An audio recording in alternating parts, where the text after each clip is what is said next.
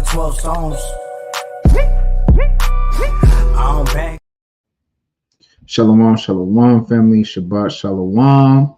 Thankful to be back for another Shabbat class with the family. Here with my esteemed brothers, I'll let them go ahead, as per usual, and introduce themselves. Shalom, shalom, Shaquat Ariyah at your service. Leaders of the Way Dallas in your building. Shalom, your brother Zakar. Shabbat shalom, his brother Azari. Khan. It's a beautiful another Shabbat to be back. All praise to the Most High. All praise to the Most High. So, as we do per usual, y'all see the lesson today, right? Fight paganism. Are you willing to die for it? Are you willing to die for paganism?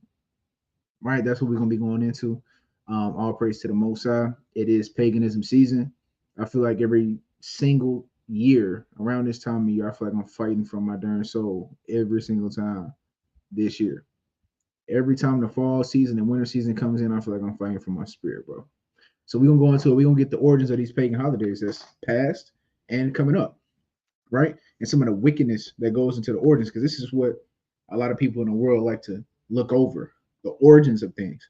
Because, you know, one thing I was meditating on earlier this week when I was going into this and really just reading up on some of the things is a lot of the times the stuff that the problems that we face and the problems we go through in our life as Israelites in the world, like before we learn that we're Israelites and learn the knowledge, is because we be playing with witchcraft and we just don't know. We're doing it unaware. We're doing it aware. When we going out and trick-or-treating, which we're going to see today, when we're keeping Thanksgiving, when we were celebrating Christmas, right? Baking cookies and milk and leaving it out, right? For this imaginary figure to come and eat and drink of. You're dealing with witchcraft and pagan rituals where you opening up certain portals for these unclean spirits to come and attack your life, right? We're going to go into that today. But nevertheless, as y'all know, as we do, right, let me go ahead and do my shout outs. Brother La'il, Shalom King. Sister Aliyah, Shabbat Shalom. Always tapped in. Hebrew daughter, Shabbat Shalom. Sister, thank you for being in the house today. All praise to the Most High. Beat designers, my boy Shaquat. All praise to the Most High. He in the house with us.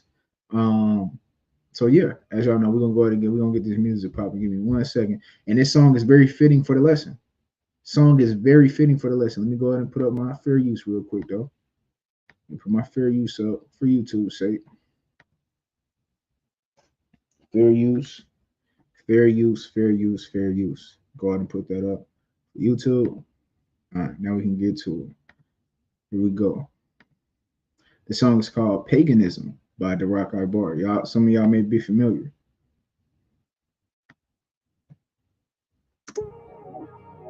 Yeah. Why? Paganism. Why? We stiff-necked, we don't want correction, we hate to listen. Yeah. Listen, paganism, we stiff-necked, we don't want correction, we hate to listen. The Romans took Saturnalia and named it Christmas. That's their tradition. Did Christ keep it? That ain't in scripture. How about I paint a picture? All roads lead to Babel. Babylon, them idols can't even save you. December 25th, birthday to Nimrod. Son named Tammuz, wife / mother, her name was Ishtar. Need I say more to convince y'all? Jeremiah 10:1. Same tradition, way before Christ, where they get it from. Learn not the way of the heathen, no workman with the axe, decking trees with silver and gold. Say you do it for the kids, they still in your soul. Sitting children in Satan's lap, hungers from trees like ornaments. Did you think of that? Let me take you back. A slave master asked his wife what she wants for Christmas. He said, let's take the biggest tree and have a public lynching. Tell me how we got in this position. Keeping these pagan days, you really a Christian? How about the feast days Leviticus mentions? The end's approaching, they fooled you, you didn't notice. High time, wake out of that slumber, we getting close. Yeah, the end is near. I'd rather die before I live in fear. Shalom. Paganism. Why? We stiff-necked, we don't want correction, we hate to listen. Paganism. What? We stiff-necked, we don't want correction, we hate to listen. Yeah. What? Screaming Black Lives Matter at the table of a pagan feast that celebrates genocide to say the least. Father, thank you for these abominations we came to eat. Bow our heads and thank friggin' Thor. 100 million Israelites slaughtered, how we gon' win this war? A Roman calendar, Greek sports. Cowboys versus Redskins. I'm praying for my brethren on Thor's day, giving thanks to Odin for all the land that was stolen from my forefathers, yelling out black power with shackles on, reporting live straight out of Babylon. Let's throw a feast, we gotta celebrate this robbery. They all got eyes, but they blind to me. The curses of Deuteronomy, my people fit all the prophecies. Chapter 28, 31, happy Thanksgiving. No need for real change, there's so many slaves living day to day, running on the hamster wheel, FEMA camps, UN soldiers. They ain't scared to kill real life. We alive, but we dead for real. Young, it's heartless, numb to violence, scared to feel. We used to give them books, now we hand them pills. Princes popping sands, serve my elder that Millie Rock, come and watch them dance. Put your girl on that boy and she dropped the class. Y'all ain't low, but I got to ask, are we only giving thanks cause we forgot the past? Paganism, paganism, paganism, paganism. Why? We stiff neck, we don't want correction, we hate to listen. Paganism, paganism, paganism, paganism, paganism. We stiff neck, we don't want correction, we hate to listen. Yeah, what? All praises to the Most High. All praises. Hey, if y'all don't know about The Rock, y'all need to download all of The Rock Ibar stuff, all of his EPs, all of his albums, all of his singles. The brother is a no skipper. The brother is a no skipper. His whole man in the car, man, I be shaking buildings, bro. I'm telling you, like, man, I can't go nowhere without somebody saying, "Yo, what rapper is that?" Like, it's not even in your playlist. I know it's not. Yo, him and Hebrew Fresh. Yo, y'all cop Hebrew Fresh too. I mean, they should collab, man. They should collab. Pays of the Hebrew is one of my top Israelite artists too. If y'all ain't on Pays of the Hebrew, brother from Memphis, Tennessee, tough. And I promise, family, I promise I'm gonna get to these Sunday music reviews. Sunday just be the day sometime where I end up getting caught up doing grocery shop, all kind of. But I promise y'all, we're gonna get this on the roll. I promise we're gonna get these Sunday music reviews going. I promise. Sister Aaliyah reminded me last week. I ended up being in my pop's house for a function last Sunday. Got caught up. Forgot. Well, didn't even forget, but just ended up that taking up my whole day. But I got y'all. I promise it's coming. I promise it's coming. Thank y'all for holding me accountable too. Sister Aaliyah, she reminded me that day, like, hey, Ashari, you know, you going, what's up, man? You gonna do the what I need that. Because I got a life too. Stuff be going on, but I promise I got y'all. Right? Email. Hold on, let me pull it up. I'm about to put it in the chat for you right now. I'm gonna put it in the chat for you right now. Shire144k@gmail.com. That's my email.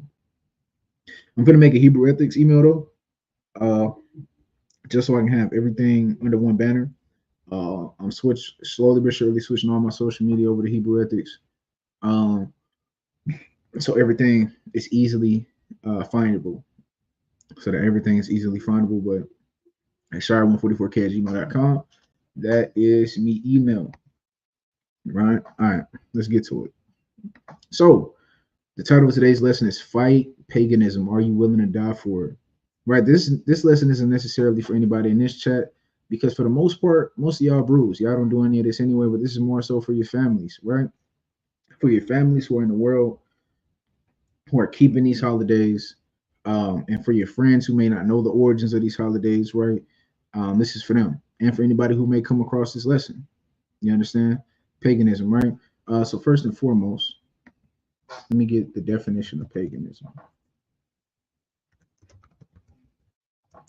And then we're going to get into a couple of the videos I'm going to show today for educational purposes. Fair use.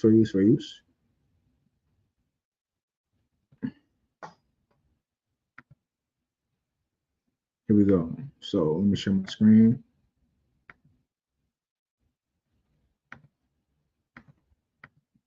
All right, paganism. So paganism, the definition of paganism is a religion other than one of the main world religions, specifically though a non-Christian or pre-Christian religion, right? So the way that we use paganism is someone who is outside of the Torah, practicing things that are outside of what the Most High prescribed to us through the Torah, which is our instruction, our way of life, right? We know that paganism, the definition in itself, can deem anything outside of the predominant world religion at the time. So a pagan could be somebody who doesn't worship like a Muslim does, or doesn't worship like a Catholic does, right? These are the predominant religions in the world. But the way that we use the word paganism, right, just for the record, is someone who does not keep the prescribed feast days and practices that are given in the Torah, right? We understand what the word paganism means. For the scoffers, we know what it means, but the way that we are using the word is someone who is doing things that is outside of the Torah, right? So with that, all right, again, family, like last week, I need y'all to buckle up because we're gonna take a ride today. So we're gonna start off with Halloween. Since Halloween just passed, right? I didn't do anything last night because it was new moon. I was kicking it, chilling. On the 31st, 2 days ago, rather, when it was Halloween. And this is something else, family. The Most High is so cold. For the last 3 or 4 years, the Most High has been putting our feast days on the days of these pagan holidays. I think we had a new moon last year on Thanksgiving, and then Feast of Dedication fell on Christmas last year. This year, the new moon fell on Halloween, right? So the Most High is really putting that divide to see who's going to serve him and who's going to serve Satan. And it's as simple as that. If you are keeping Valentine's Day, Easter, St. Patrick's Day, Halloween, Thanksgiving, Christmas, all of these pagan holidays, you worshiping Satan. As simple as that. There's no other way to put it. Like the sister said, the Most I want to see what you're going to do. He want to see which side you're going to be with. Let's go to Joshua real quick before we get into it. Let's go to Joshua. My brother, give me Joshua chapter 24 and move on 115. Start at verse 14. Give me Joshua 24 and start at verse 14. Let me pull it up for the screen on the screen so like you for the family. What verse? 24 and what? Start at verse 14. Let me pull it up on the screen for the family real quick. Okay.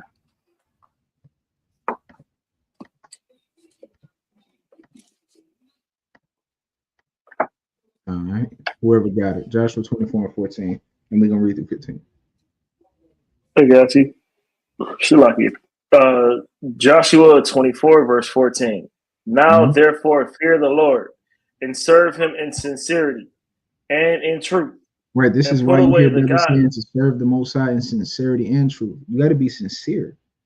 There can't be any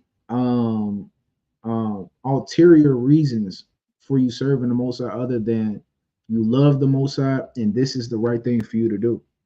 It has to be sincere. You have to be sincere when serving the Most High, right? You got to remember that the eyes of the Lord are 10,000 times brighter than the sun, as it says in the book of Sirach. What does that mean? The Most High sees your spirit, your subconscious, your reasoning, the things that I can't see from the outside. The Most High sees, right? He judges the hearts of men, your mind, your motives. So you got to be sincere when serving the Most High. Read on. And put away the gods which your fathers served on the other side of the flood. Bingo. And so we got to put away, and on the twofold side, we got to put away all these other gods in general. Anything that is not Yahweh has to be removed from our lives, right? We have to put away everything that is not the Most High. This is what makes you set apart and severs you from the nation surrounding you, because we don't do the customs of all the other gods around us. We do the customs of the Most High God, Yahweh, the God of Abraham, Isaac, and Israel.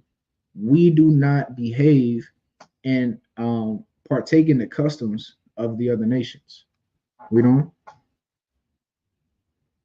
And in Egypt. Okay. Yeah. And on the other side of the flood, and in Egypt, and serve ye the Lord. Right, verse 15.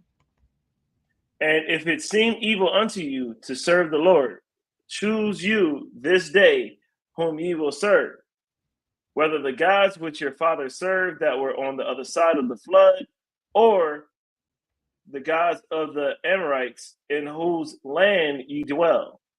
But as for me and my house, we will serve the Lord. And that's the attitude that all of the children of Israel and anybody who wants to follow the Bible sincerely, this is the attitude you got to have. We're not serving any other gods. That's why it's important to know the origins of these holidays, right? That's why you have to be red-pilled. Because if you are partaking in the customs and the rituals of these holidays, you're partaking in the idolatry associated with them. This is why it's important. This is why you can't just go along and get along. That's why you can't just do it for the kids.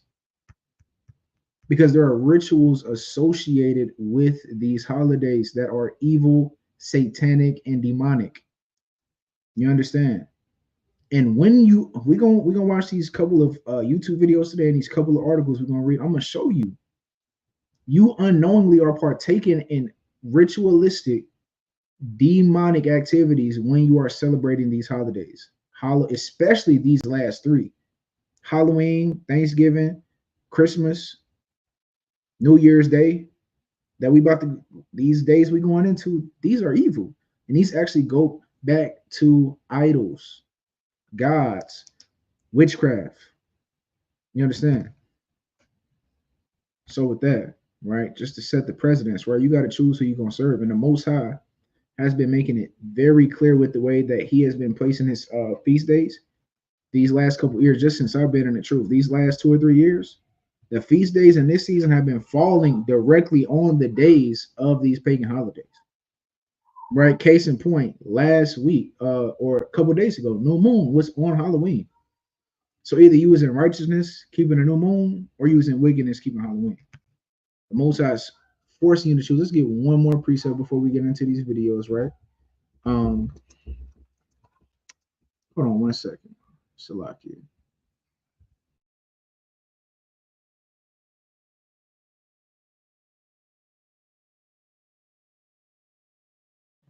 Salakia. Kids going crazy. Let me get this precept real quick.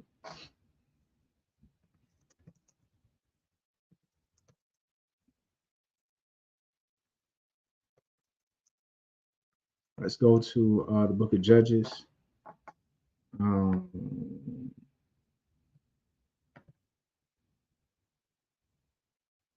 Salakia. Let me find this precept.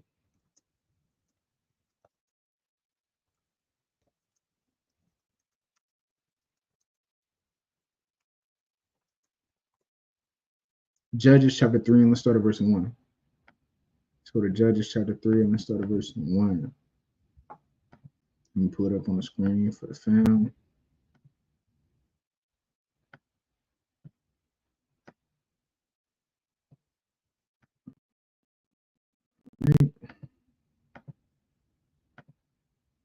Here we go.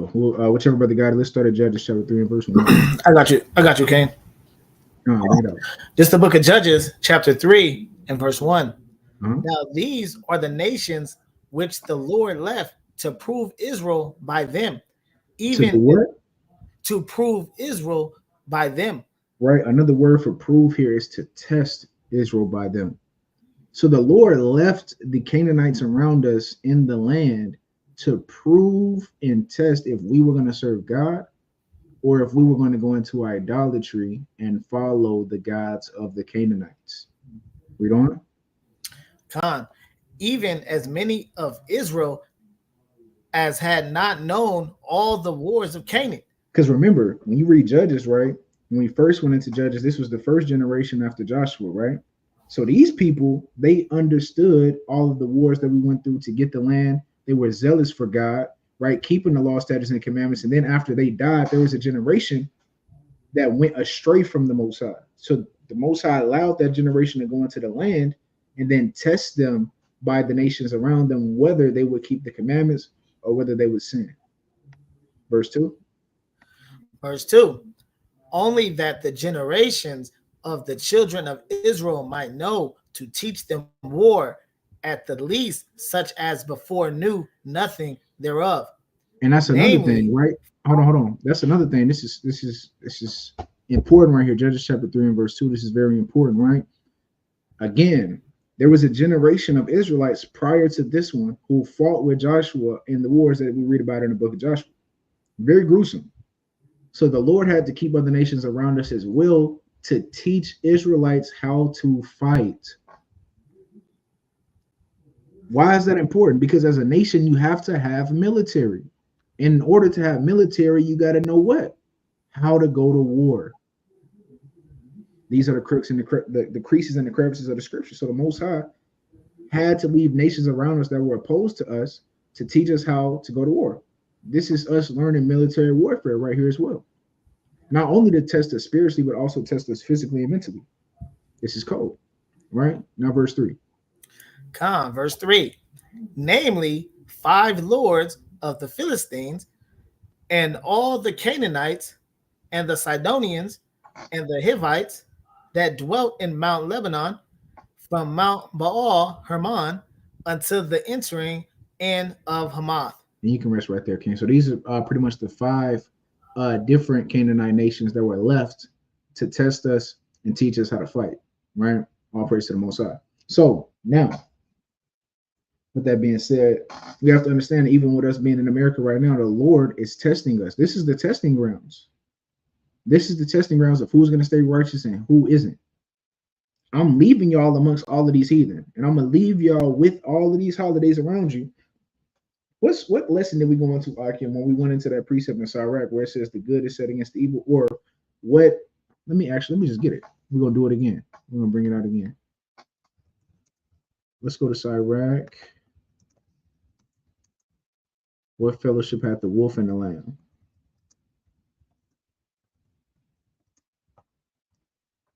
Sirach 13 and 17.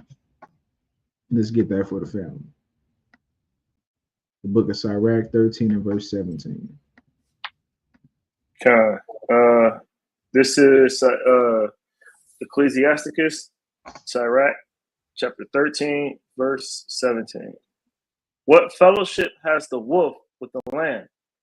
So the sinner with the godly. And we made this point. Agreement. Now you can rest right there, Rob. We made this point on the lesson. You see the lesson before last or the last lesson, right? What fellowship hath the wolf with the lamb? Only one of two things are happening in this instance. Either the lamb is running away actively from the wolf, or the wolf is devouring the lamb. That's it. And the Lord compares that soul, the sinner, with the godly. So there is no communion between the sinner and the godly people. There should be a divide, a separation, a severance of the godly and the sinners. You understand? And the Most High uses situations like this, the heathen around us, to test us. The Lord uses the heathen to test us. Right now, let's read verse 18. Verse 18. What agreement is there between the hyena and a dog? And what peace between the rich and the poor? Right, that's a rhetorical question. There is none. There isn't any. That's the point. So there must be a separation. There must be a separation of the sinner and the godly, right? And that's what I see from a spiritual lens every single time. This year, every single year at this time of the year, there is a test being put out to all Israel every single time. You have a choice. Are you going to give in this year and go open up presents with your family? Are you going to give in this year and go keep Thanksgiving with the family? You going to give in this year and open up your door and have a bucket of candy and give it to the kids in your neighborhood? And say it's just for the kids? It's a test. The Lord is testing us. Right? All right, so let's go. Let's get into the lesson. Now we're going to go into Halloween, right? The origins of Halloween, right? Put your seatbelts on, family. Here we go. Make sure the audio is good. Okay, we good. All right, let's go. How can you describe Halloween without sounding insane? Masked children come to our doors and threaten us. In return, we give them candy. But why? Why do we carve faces into fruit, then light candles inside them? And why do we adorn our homes with coffins and tombstones?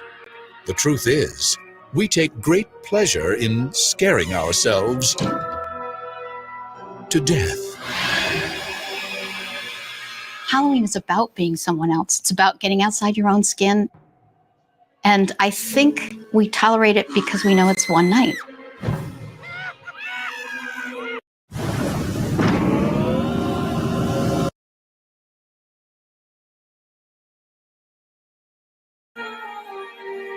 This impulse to confront our fears of life and of... Now pause, family. How as a Christian man, woman, and child, are you okay with even the symbolism of Halloween? Everything symbolic of Halloween is death and demons and ghouls and goblins, which are known as demonic entities in Christianity. How are you okay with joining hand in hand and being in agreement with a holiday like this? Can I get a quick precept out? Just based on just 1 Thessalonians 5:22. Abstain from all appearance of evil. See that? The scriptures tell you to abstain from all of it. And this ain't even an appearance. This is evil. Halloween is evil. There is no debate. There's no debate if Halloween is evil or not. There is no flipping, turning, switching, or reversing the meaning of Halloween. Halloween is a demonic and evil holiday. You can't explain it. Go ahead, King. You know, one thing I'll be thinking about. The saying ain't no fun when a rabbit got the gun.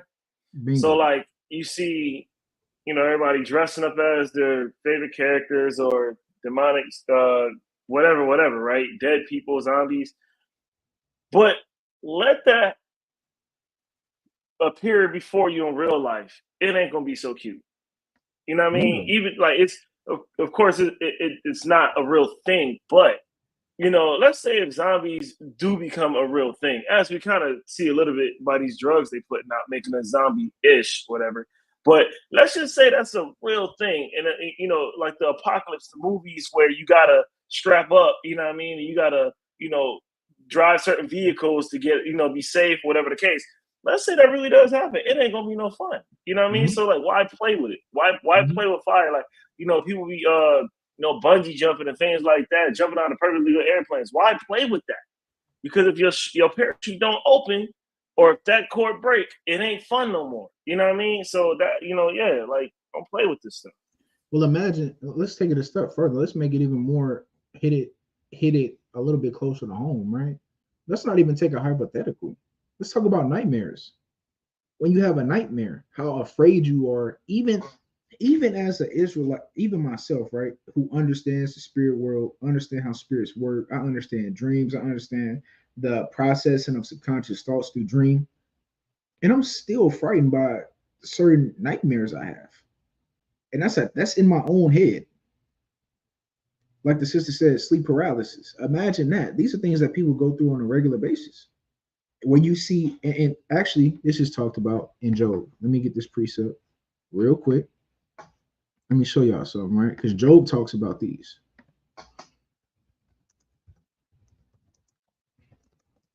Yeah, it's crazy too, because I just experienced that last week, the sleep paralysis, and I woke up swinging. See that? So, and then you're purposely opening up these gateways and these portals because these things are real. And I'm gonna show that today, that witchcraft is nothing to play with. A lot of Israelites think you just immune once you come in. And the thing is, there is no incantation against Jacob. That is true if you righteous, though. Why do you think there's a law that we have to kill all witches? Why do y'all think that is? Why does the Most High suffer not a witch to live? I'm gonna show you that today. I'm gonna show you, right? But before we get there, let's go to Job chapter 33. And let's go to let's start at verse 15, right? Let me unshare and then we're gonna come back to this video, but I want to show y'all something real quick. Because these evil spiritual entities that y'all get into, it's nothing to play with, bro. It's absolutely nothing to play with. Let's go to Job 33 and 15. Khan, this is the book of Job, chapter 33 and verse 15. In a dream, in a vision of the night, when deep sleep falleth upon men, in slumberings upon the bed, then he openeth the ears of men and sealeth their instruction, that he may withdraw man from his purpose and hide pride from man. He keepeth back his soul from the pit and his life from perishing by the sword. Hold on, rest right there, King. Let me make sure this is exactly what I want. No, I want a different precept. Hold on 1 second. I got you. It's in Job, though. That's not what I wanted, but that does hold the same sentiment, though.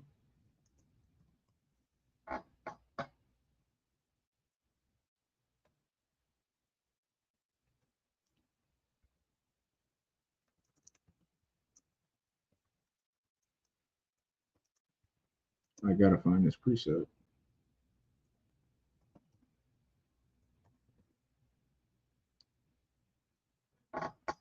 It's saying it's Job 33 and 15, but this ain't reading.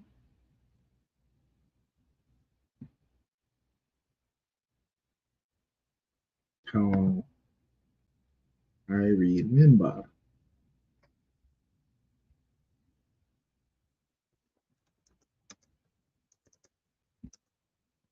If anybody in the chat can find it, post it in the chat for me. Where roughly paraphrasing, it talks about seeing a dark figure. It's in Job.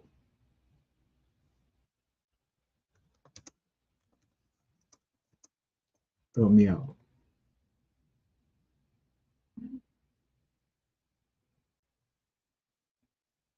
Yes, this is what I want. Go to Job 4 and 16. Found it. The water. Holy Spirit. Thank you, Holy Spirit. I found it. Here we go. Let's go to Job chapter 4 and verse 16. I found it. God. Job 4 and 16. Let me pull it up for the family. Here we go. Start at verse yeah. Actually, let's go to verse 13. Let's go to verse 13. We're gonna start at verse 13.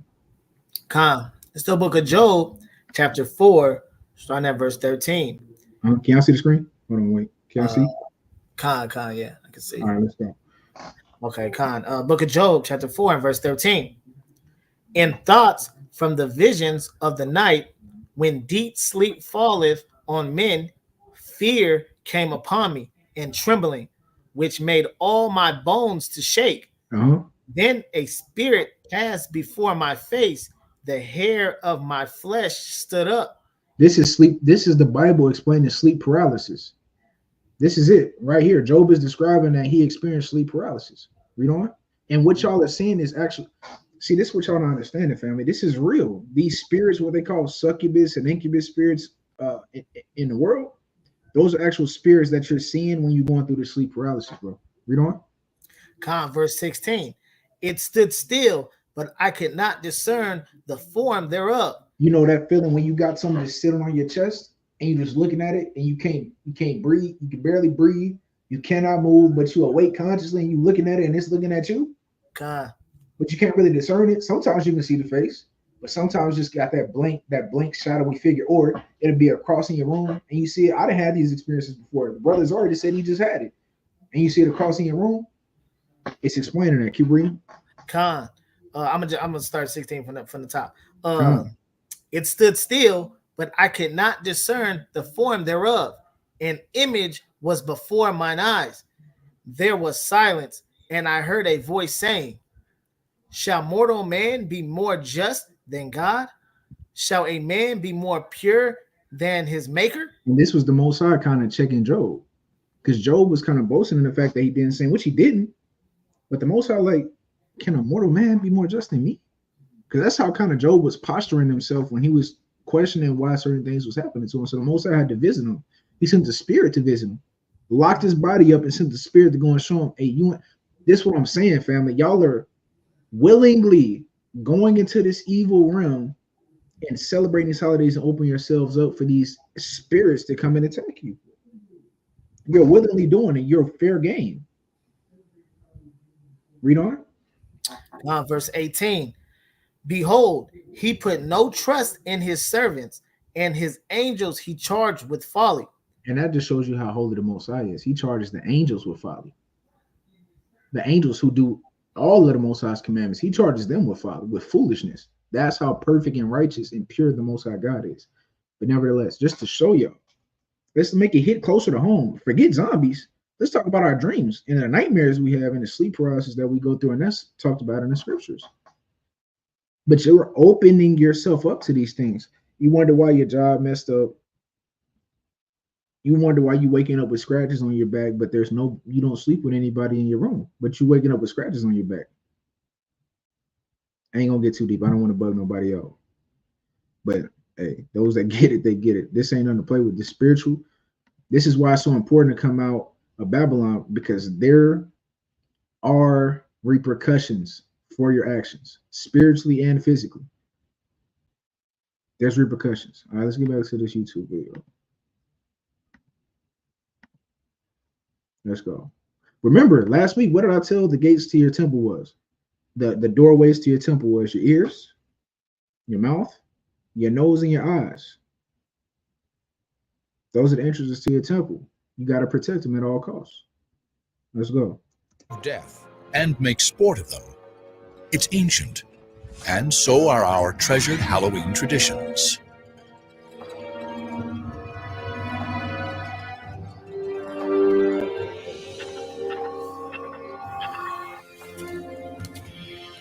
When did Halloween begin? And its ancient origins go back to the old Celtic calendar. And the old Celtic tribes divided the year between a light half and a dark half. And Samhain, their ancient holiday, was a precursor to our Halloween. It was the beginning of the dark half. Thousands of years ago, the Celts, one of Europe's early tribes, celebrated their Samhain harvest festival with bonfires on the night of October 31st to welcome their new year. For ancient peoples, harvest was a matter of life and death. If crops failed, people starved. Death was always close. The harvest time could be a scary time. The days are getting shorter, the nights are getting longer. Hold on, Salaki. Salaki, family, Salaki. Real quick, just one more time, Salaki. Disclaimer, fair use, YouTube. Salaki. There may or may not be enough food to last through the winter. So I think this is where this nightmarish quality possibly comes from. It's a bit of a warning. It's going to get cold and dark. Gather together, come home, and don't send anybody out alone in the dark. But the Celts believed there was even more to Samhain. What marked Samhain and this transition from light to dark was that time and space became permeable, flexible. And so that spirits, not only of the dead, but of the past or of other realities, could sort of wander into our reality. And humans could wander out and get lost in the other world as well.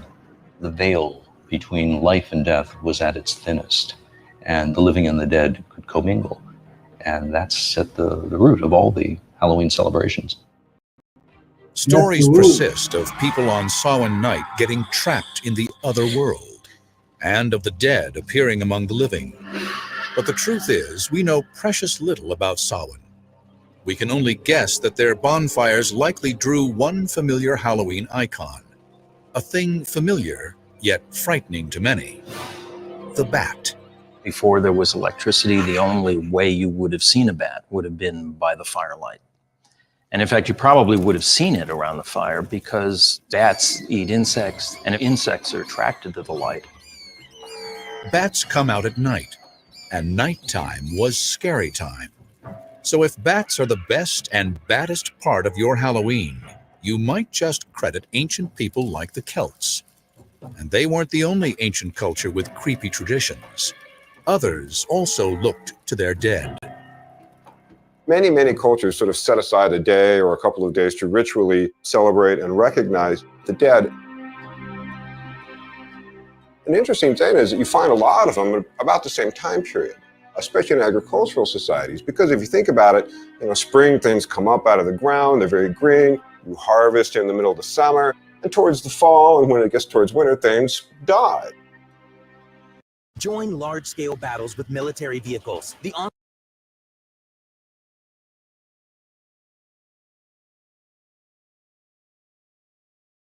Salaki, I'm talking on mute again. Salaki, so this is not a coincidence on why. Hold on, what's going on here? There we go. So it's not a coincidence why at this time of the year all of these evil holidays start to take place, because this is around the time, right, where things start to die in the earth. This is how we know that New Year's Day is not the new year, because everything is dead. What's new? Everything is dead. In January, everything is dead. You understand? So a lot of the ancient cultures and the ancient nations of people did all this evil stuff around the same time of when it's where they knew it as a time of death in the earth, to kind of increase the power of their witchcraft. Bingo. This is also how we know Yahweh Shah was born in these cold seasons. We know Yahweh Shah was born somewhere in the springtime, according to the context clues in the book of Luke, right? With the wise men and when they came, camels being outside, things like that. Little context clues that it was around springtime Christ was born. We don't know the exact date, but it was around springtime. Nevertheless, here we go. Oh, select it. Go back. Towards the fall, and when it gets towards winter, things die.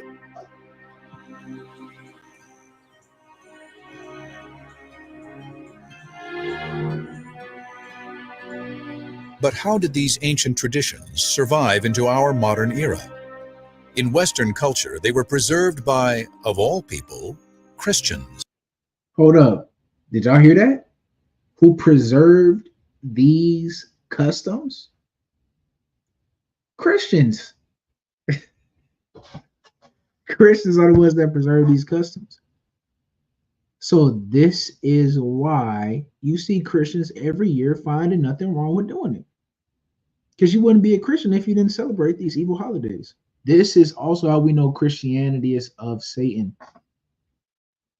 Christianity has nothing to do with the Most High, bro. Not modern Christianity, I'll say. It has absolutely nothing to do with the Most High. Absolutely nothing to do with the Most High. Let me run that back.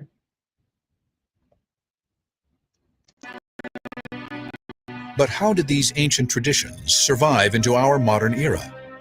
In Western culture, they were preserved by, of all people, Christians.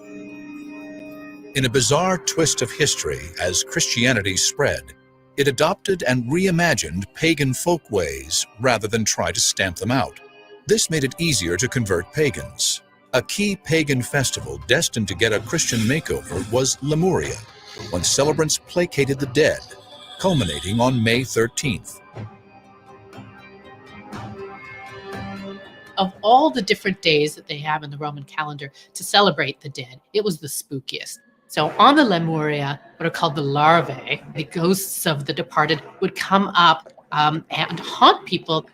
To quell the dead, pagan Romans poured milk onto their graves or offered them little cakes.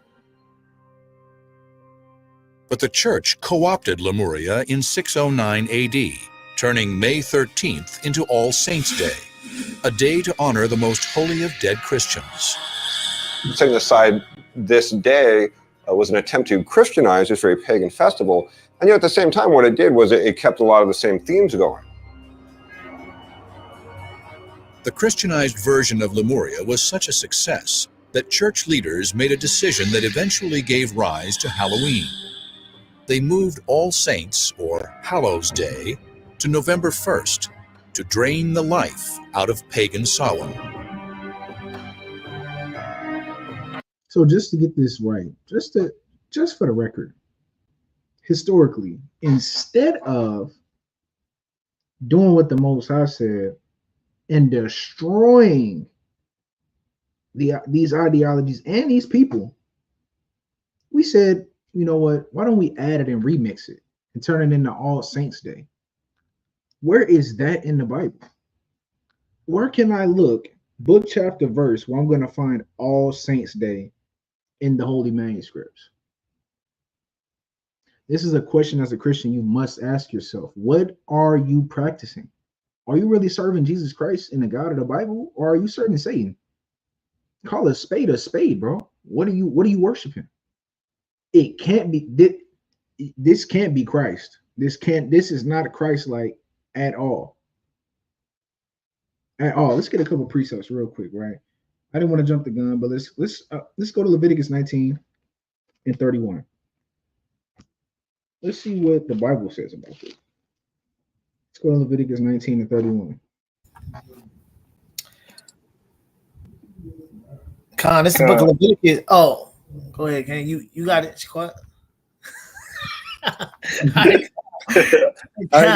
You know your mic was on. Yeah, I wasn't even looking either. I was reading the precept. You got it, Ken. Go ahead. And then another brother go ahead and get Leviticus chapter 20 and verse 2. But go ahead and bring this up. Okay.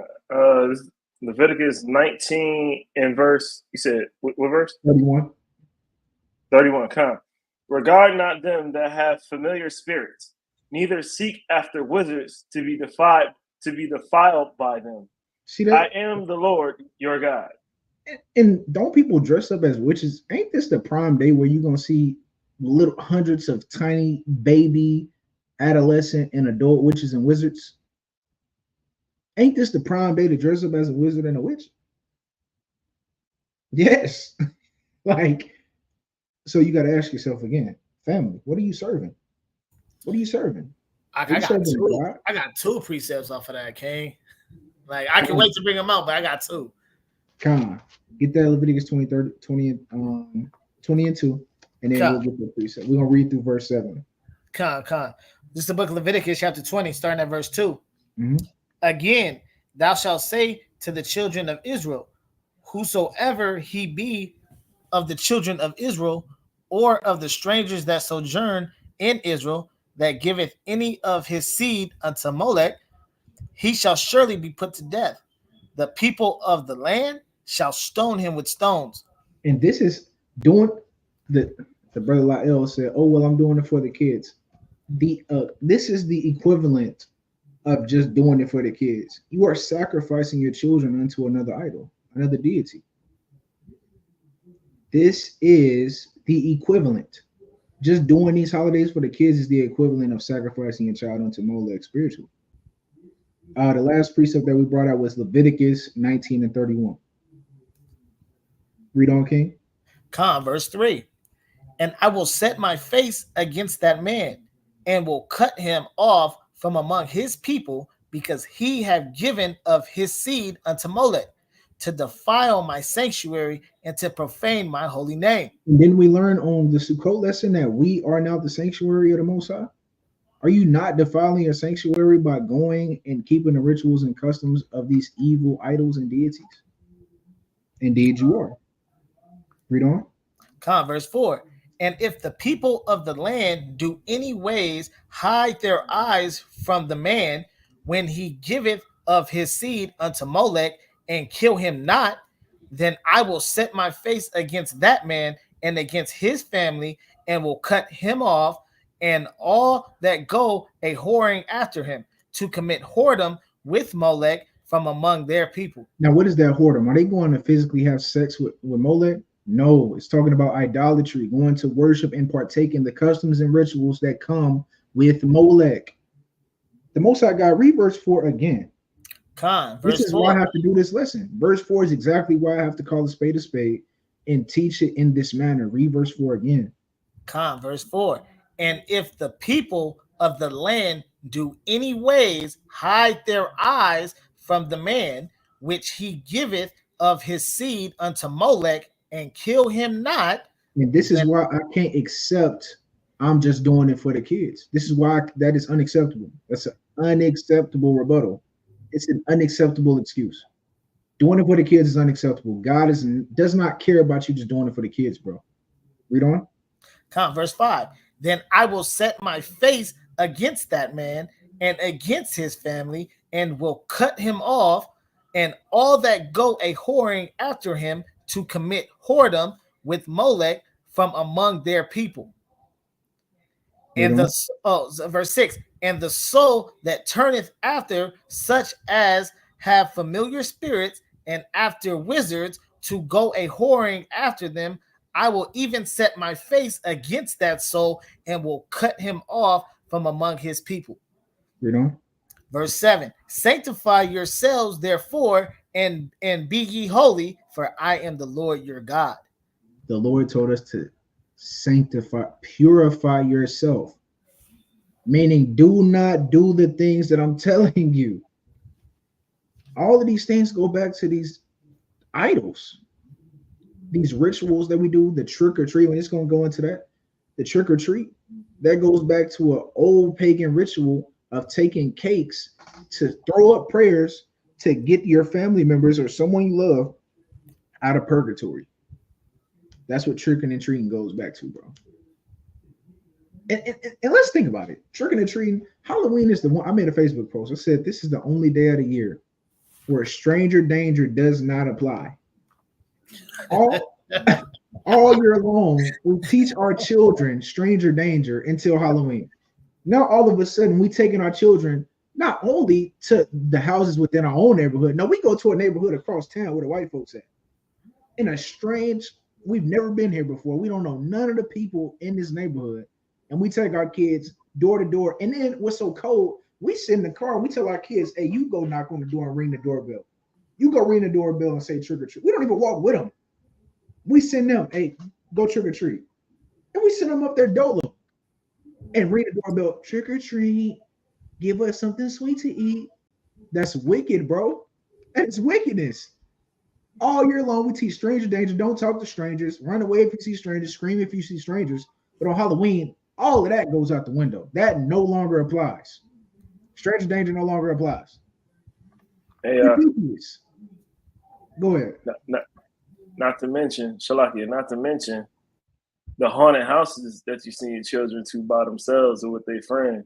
You know what I mean? Like, you go into rooms, you know what I mean? Like, closed doors and, you know, never come out. Or, I mean, not saying it has, but it can happen. You know what I'm saying? It's just something to think about. Like, yo, yeah, like I fear my children playing outside by themselves in front of the crib, you know? That's a man con on that shit, quiet con. You have some precepts of car you want to run off? Oh yeah, King. Like, I don't know if you had, I want to jump the gun, but definitely that Zephaniah 1:8, that straight to peril. Go ahead and bring it out. Okay, con. Yeah, I mean, shout out to the brother Live. I believe he brought this out last pagan ass Halloween, man, and he and I held on to it.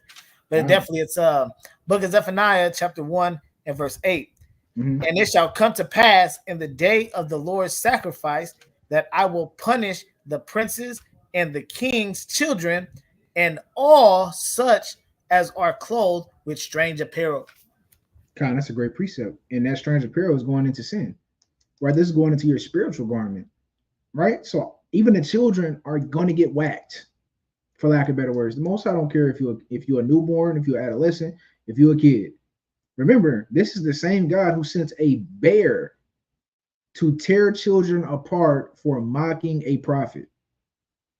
Remember this. This is the same God who flooded the entire earth, except 8 people.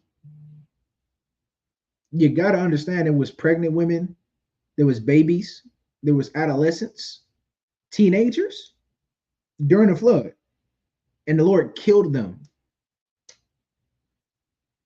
You got to understand the God you serve, bro. The God of the Bible is not what the Christian church makes him out to be. He's not for play. He doesn't play. You understand? Right? Let's keep going on this. Did brothers have any more precepts they want to bring out? I mean, the account dealing with familiar spirits, the account with Saul. Yeah, I got that down. We ain't gonna okay, all right. Hold on. I got that. Yeah, you got it, King. We're gonna go there. We definitely gonna go there. Definitely. Let's go. Because Samhain fell on the night of October 31st, before All Hallows Day on November 1st, people started calling Samhain All Hallows Evening, the evening before All Hallows Day. This shortened into All Hallows Even, and finally into Halloween. And then, to be safe, the church went one step further, adding a holiday to honor not just saints, but everyday Christians. November 2nd became All Souls Day, a church-sanctioned holiday to honor the departed. This is real important for Halloween because this is where Halloween gets its association with dead souls, death, and the supernatural again.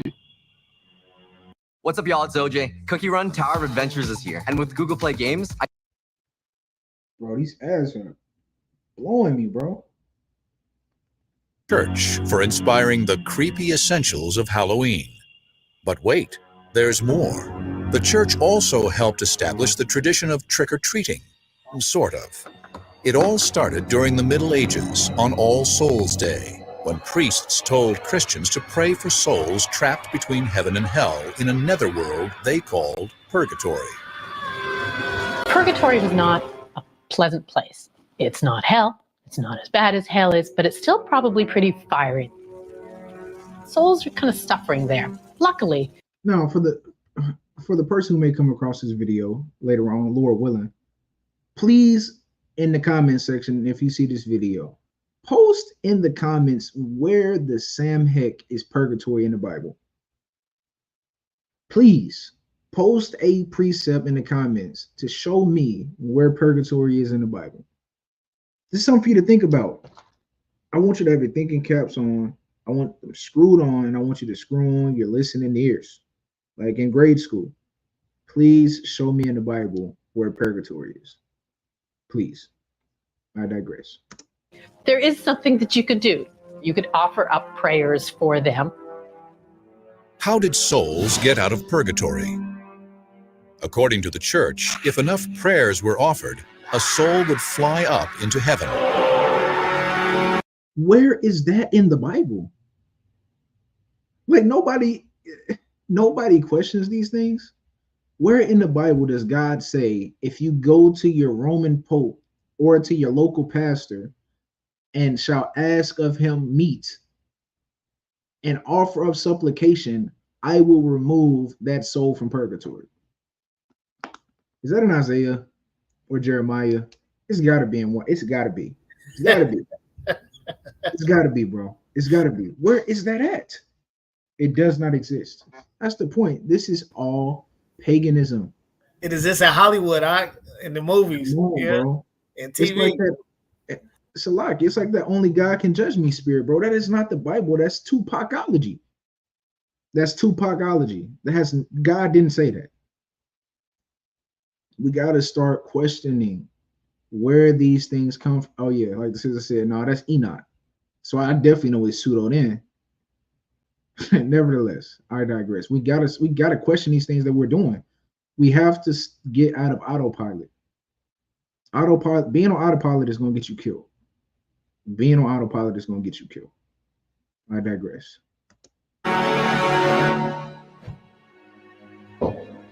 This led to a medieval custom that bears more than a striking resemblance to our modern trick-or-treat. Children would go souling, begging for soul cakes, spiced cakes filled with raisins. In return for these treats, the beggars would offer up prayers for souls trapped in purgatory. See that?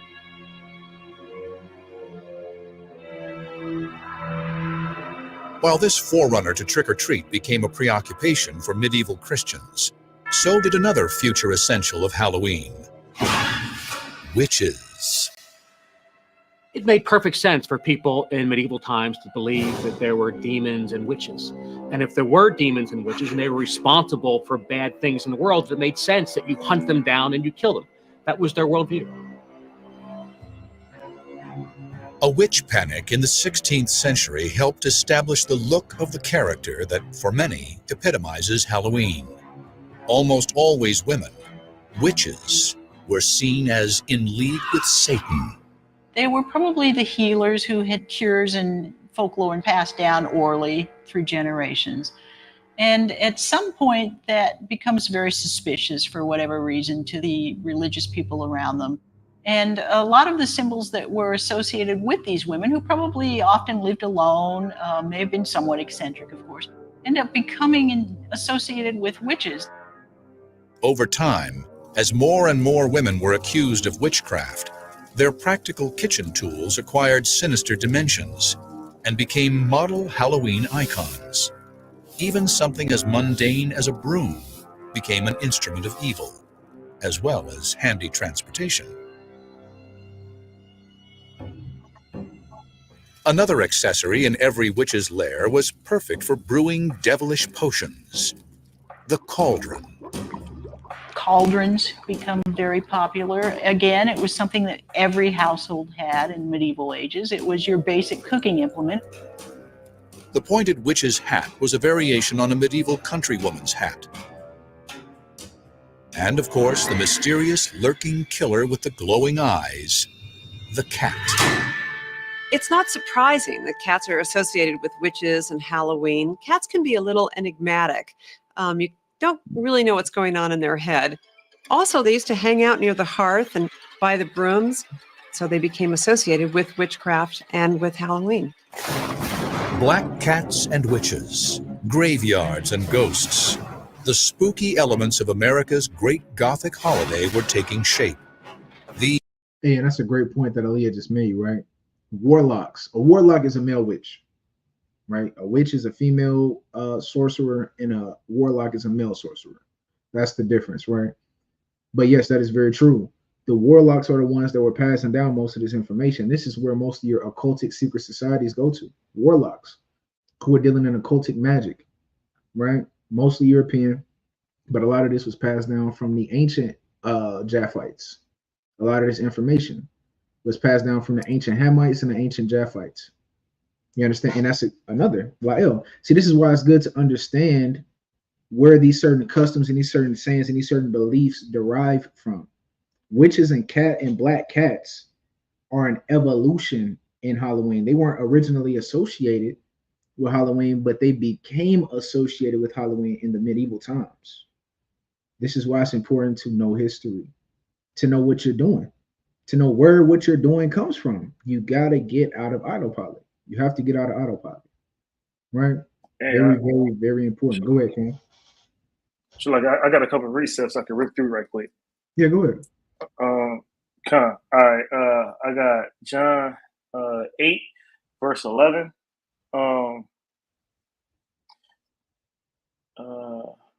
Actually, no. Shalakia. I'll go to quick one real quick. 1 John 4 and 4 through verse 6. Ye are of God, little children, and have overcome them, because greater is he that is in you than he that is in the world. They are of the world, therefore speak they of the world, and the world heareth them. Mm-hmm. We are of God. He that knoweth God heareth us. He that is not of God heareth not us. Hereby know we the spirit of the truth and the spirit of error. God. It's a great precept. So I asked the question again, are you willing to die for this? Because God's going to kill you. Everyone that is all the witches, all the sorcerers, all of the warlocks, you're going to die. That's why God said, come out of her mouth. I've read that precept darn near every lesson we've done so far, Revelation 18 and 1 on down. God commands you to come out of her. Meaning the ideologies of this come out of the world, so you be not partakers in her plagues, because there's repercussions for this, for celebrating Halloween, Thanksgiving, Easter, Christmas, St. Patty's Day, New Year's. There's repercussions for this. Let's go. These ghoulish icons would soon make their way to the New World, where they'd help create the extravaganza we know today.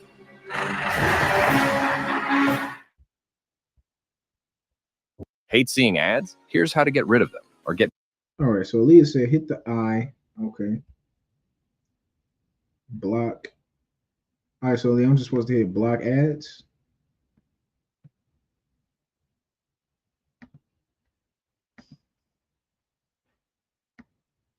I think I need an ad blocker though.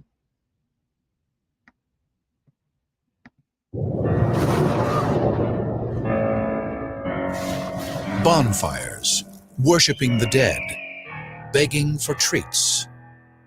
The elements of our modern Halloween were haunting Europe at the dawn of the 17th century, but they hadn't yet collected into a spooky, secular holiday.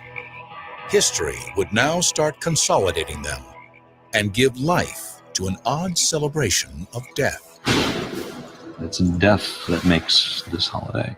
Whether it's the threat of death if there is a bad harvest, the end of one order or the beginning of a new, this idea of the endless cycle of life and death and renewal is part of a lot of holidays, not just Halloween.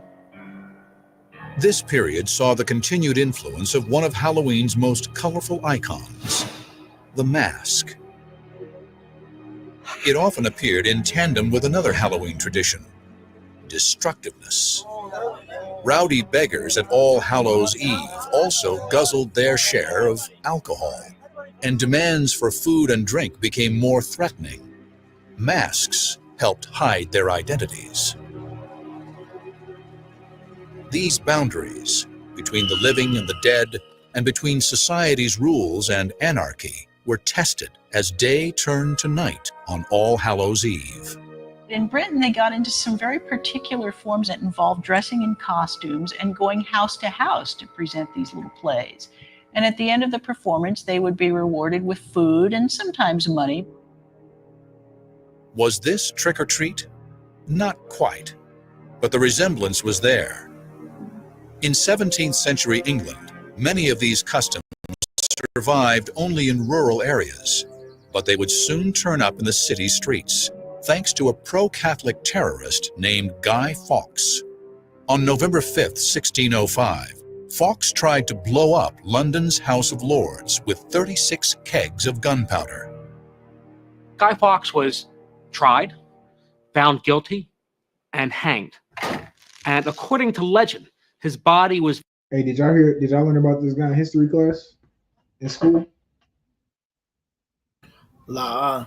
I did. I remember, it's kind of crazy him saying that. I remember we did go over Guy Fawkes just for that simple, that what he tried to do, where he tried to blow up the spot they was talking about with all that gunpowder. We learned about that briefly, and I think it was in like middle school or something like that. But I remember it vaguely. But yeah. So this guy tried to blow it, and this is Esau. This is very, very regular Edomitic activity. Trying to blow up a building of people, trying to shoot it up. You know, this is regular Edomitic activity, bro. This is Esau. This is what he do. That's how you get down, man. Nevertheless. Then drawn and quartered, and the pieces were thrown into a fire. The next year, on the anniversary of the failed plot, and every year that followed, the children of London mocked the memory of Guy Fawkes by causing chaos in the streets, parading, begging, and building bonfires. Today, all over England, this is called Guy Fawkes Day, or Bonfire Night. Now, Guy Fawkes Day fell on November 5th, which is very close to Halloween, so a lot of the energy that was focused on Halloween sort of shifted toward Guy Fawkes Day. While it wasn't our Halloween yet, it had all the signs. Children and adults alike taking advantage of the darkness and letting loose. But would this pagan form of celebration make its way across the Atlantic to disrupt the sanctuary of the New World? Not if colonial Puritans had their way. The Puritan worldview was very much informed by the Bible. And in the Bible, you do find not only God, but the devil, demons, angels, the whole sort of spread of supernatural beings. This is really what they're focused on, pernicious, evil forces. For the Puritans of New England, the supernatural was a dark, menacing force, not a harmless superstition worthy of inspiring a holiday. Despite their efforts to kill the Halloween tradition before it took hold, there were a few Guy Fawkes celebrations that made their way to the shores of America. Other settlers tolerated or even embraced the traditions that threatened the Puritans. And seeds were planted for the holiday that would morph into our American Halloween.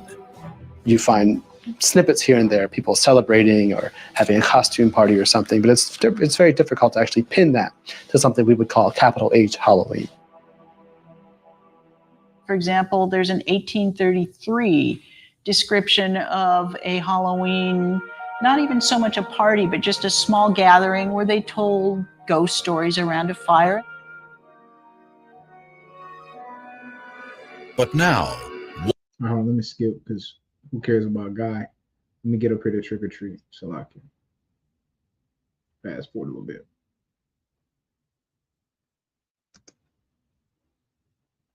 Don't do it.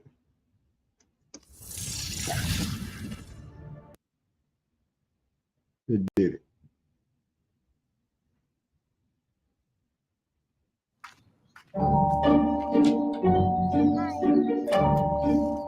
trick or treat. That phrase still triggers cascades of candy into plastic pumpkins and pillowcases across America on the night of October 31st. And though the custom goes back centuries, the phrase trick or treat is probably less than 100 years old. Trick or treat is amazingly new. People think trick or treat goes back for centuries, and it doesn't. Trick or treat is actually less than 80 years old, probably. The term derives from pranking that was very widespread and destructive in America. Peep game, though, family. Peep game. It does go back centuries. They already showed you. The trick or treat is just the evolutionized form of them going to ask for those little cakes to give prayers for their families to be lifted out of purgatory. So it do go back centuries, the practice itself. The term trick or treat is young though, but it is the same thing. America in the 20th century. And at some point, somebody came up with the brilliant idea of buying off these pranksters. Homeowners bribed rowdy kids with homemade treats such as popcorn balls and candy apples to avoid getting pranked or tricked. In 1939, the phrase and the custom turned up in print. Doris Hudson Moss published an article in American Home magazine that talked about the success she had having a Halloween open house for the kids in her neighborhood. She didn't get tricked.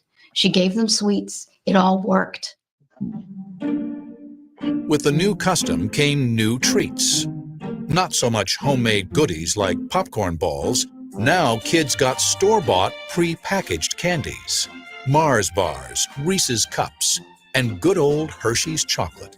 Candy finally killed the rowdy Halloween. And now the time was right for the reinvented holiday to hit Hollywood. And that's when they started to remarket Halloween. And now this is what you have today, where everybody's doing tricks for treats. And that's what we got today, Halloween. So anyway, Halloween is evil and it's demonic and it's satanic. And if you're still doing it, you need to repent, meaning turn away from doing Halloween and start keeping God's holy days. Listen to what I said. Start keeping God's holy days, not holidays. It's holy days, which we just passed one, which was the Lord's glorious new moon. Right? Yeah. Go ahead, King.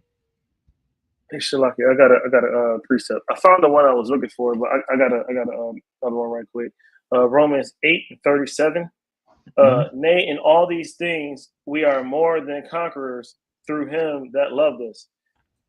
For I am persuaded that neither death nor life, nor angels, nor principalities, nor powers, nor things present, nor things to come, nor height, nor depth, nor any other creature shall be able to separate us from the love of God, which is in Christ Yahweh our Lord. And to highlight the word, we are more than conquerors.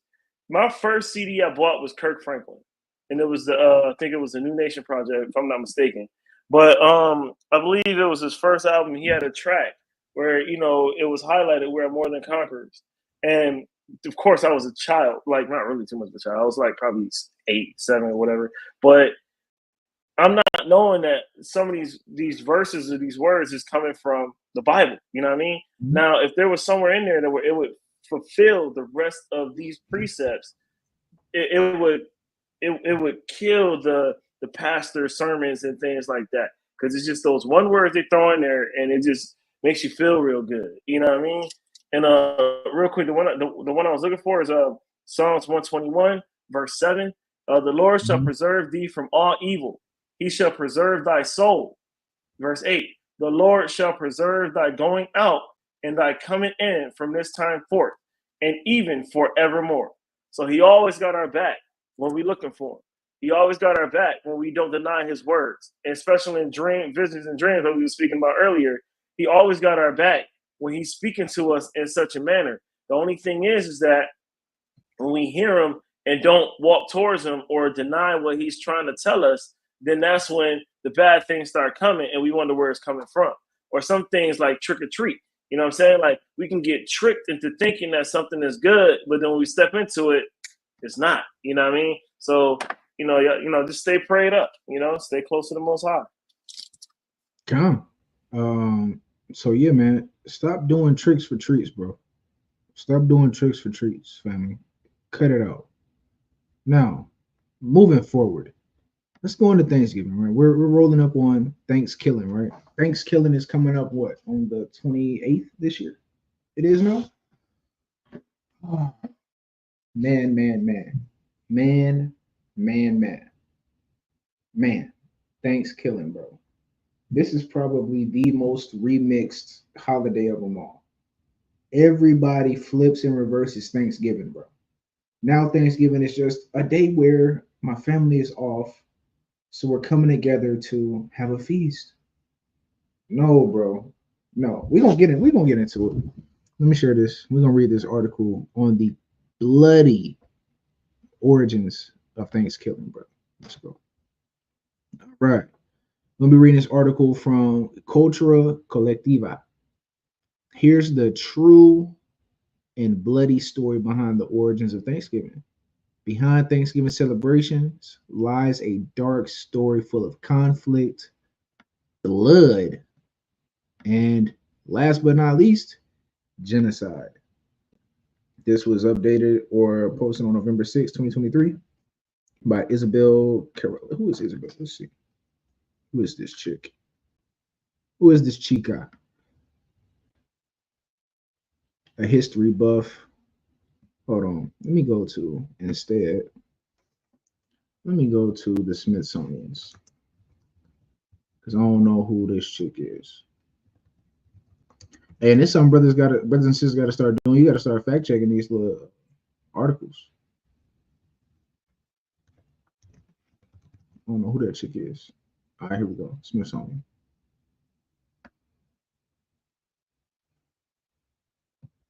Here we go. Bingo. Here we go. The myths of the thing. Okay, Salaki, let me stop sharing and share this new tab. Salaki, I got y'all, family. I know it ain't sharing. Bingo. That's why I'm going to go to the Smithsonian's. All right. The SmithsonianMag.com, right? Smithsonian.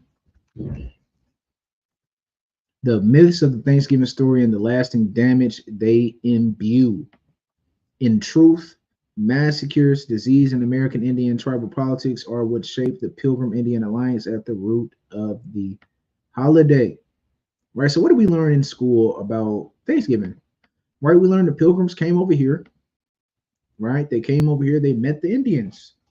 And the Europeans got off the boat with a basket full of fruit and veggies and fresh produce from Europe, and gave them to the Indians met them with fresh produce and all of this agriculture from the land, and met them with love, right? And then one day, through their alliance that they created, the Indians and the Europeans, they sat down one day and they started having dinner. The Indians, the wetbacks, and the spics that they are, they went and caught some wild turkeys from the field.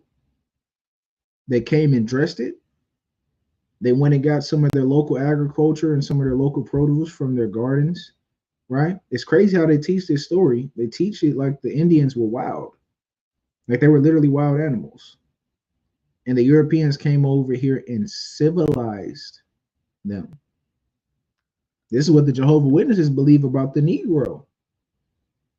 That they went over to West Africa and they civilized the wild Africans, right? And gave them Christianity. All of these things go back to white supremacy, bro. It's evil. But this is the truth behind Thanksgiving. We're going to read. All right. We'll start here. In Thanksgiving, can y'all see this? Con. All right. Yeah, Brother Zakar, start from here. All right, come. In Thanksgiving, in Thanksgiving, pageants held at schools across the United States, children don headdresses colored with craft store feathers and share tables with classmates wearing black construction paper hats. It's a tradition that pulls on a history passed down through the generations of what happened in Plymouth. Local Native Americans welcomed the courageous pioneering pilgrims to a celebratory feast. Did y'all do that? Did y'all do that in school? I know I did. Where we made little hats on Thanksgiving time, and put the little paper feathers on it. Yeah, it's about to go into that. You understand? This all has an origin. Read on. But as David Silverman writes in his new book, This Land is Their Land, the Wampanoags? The Wampanoag. Indians. We didn't say the Indians. Yeah. Right? Indians, Plymouth Colony, and the troubled history of Thanksgiving. Much of that story is a myth riddled with historical inaccuracies. Beyond that, Silverman argues that the telling and retelling of these falsehoods is deeply. Yeah. It's all good. Okay, and telling and retelling of these falsehoods is deeply harmful to the Wampanoag Indians who live. Let's just for the sake. Let's see how to. Yeah, pronounce that. Yeah, I already put that in Google. Let's see. I think it's Wampanoag. Right? I think it's Wampanoag as well, but hold on. Let me see if I can get a definition. Hold on. Let's see. Okay, here we go. Yep, Wampanoag. Okay, Wampanoag Indians. Wampanoag Indians who lives in society were forever damaged after the English arrived in Plymouth. So hold on. Let's set the precedence. Let's set the foundation, right? So what we are about to see is they are about to dispel the myths. Everything we've heard about Thanksgiving, the brothers and sisters in here, we know already. But everything that we were taught in the American school system was a myth. Us having good relationships with the Europeans, them coming and just settling and then buying our land, as opposed to them actually coming and buying the land and stealing it. These are all myths, meaning this is not true. We're about to get into the truth, what actually happened, and how we get Thanksgiving that we have today. Our producer Mundo said, on Thanksgiving, brother, you should play Heal Your Soul ancestral chants from Native Americans, or even today if it doesn't cut into the lesson. I might do that after we read this article. I'll do it after we read this article. I'll play that song. We can continue on, Zakar. Salakia. Silverman's book focused. Salakia. Every time I hit the down key, dragging. Okay. Yeah. Silverman's book focuses on the Wampanoags when the Pilgrims landed at Plymouth in 1620. The second. Salakia. Sister Leah said Wampanoag. She said Google don't be speaking indigenous languages properly. You're right. That was a very Edomitic AI voice. So you're right. Wampanoag. All right. The Wampanoags. Wampanoag. The Wampanoag. When the Pilgrims landed at Plymouth in 1620, the second chief Oh gosh. Outside outside Kim Quinn, just call him Chief O. Chief O offered new arrivals and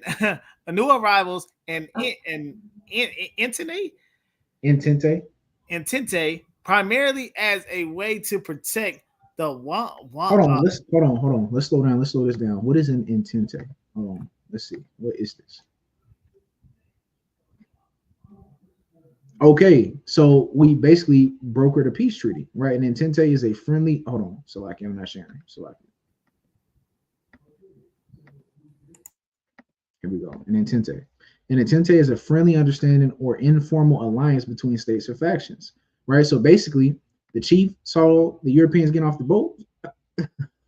Oh, my bad. Salakia, mama. I did not mean for you to start tweaking out. Thank you for the correction.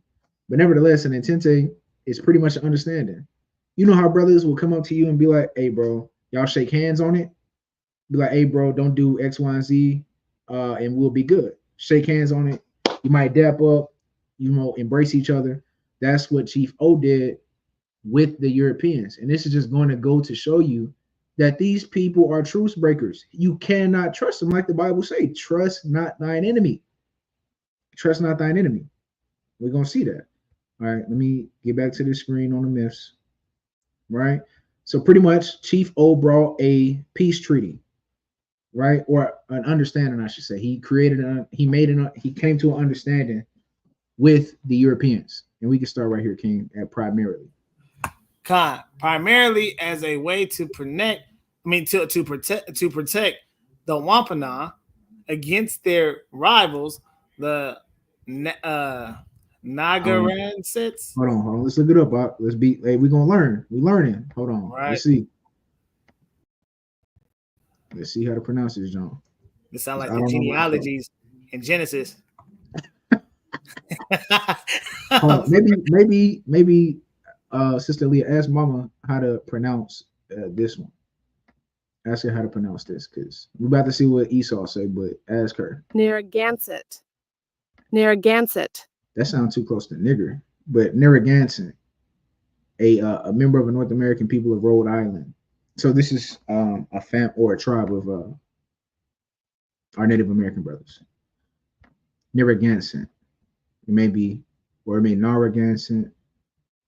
Narragansett. Yeah, so Narragansett. Okay. Esau was right on that one. Let's go. For 50 years, the alliance was tested by colonial land expansion, the spread of disease, and the exploitation of resources on Wampanoag land. Hold on, let's not skip over that. Let's not read past that fast. It says for 50 years, the alliance was tested by colonial land expansion. Who did we learn were the colonizers in fighting westernization lesson? Esau. Esau is the primary colonizer on the planet Earth. So they came over here. The whole reason they came to America was to acquire more land and resources. That's why they came here. And they took it by force. And what is the disease they brought? What's the disease? Let me test the check. What was the disease that the Europeans brought that poisoned the Native American Indians? Y'all brothers know? Smallpox. There you go, smallpox. They get on the South Park episode, King. That's the only why I know that. I didn't pay attention to this, so I'm not gonna hold you. But it was on the South Park episode where they pretty much portrayed it, but like in a funny like little matter or whatever, yeah. And it was smallpox on the blankets. So yeah, smallpox. They brought smallpox, right? Purposely. They brought smallpox purposely. It wasn't on accident. They brought it on purpose to kill the Native American Indians, hence going into the genocide and the exploitation of resources on Wampanoag land. Well, how were they exploiting the Wampanoag? They would act like they were buying it from them, but really they were just buying the land so that they could eventually overtake the Native American Indians and kill them all and take the land by force, which they ended up doing, which is why the majority of our brothers and sisters live on reservations to this very day. All right, let's pick up at the intentions. Okay, right here.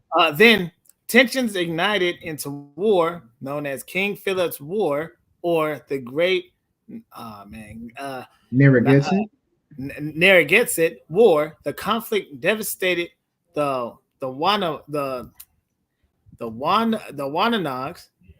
and forever shifted the balance of power in favor of European arrivals.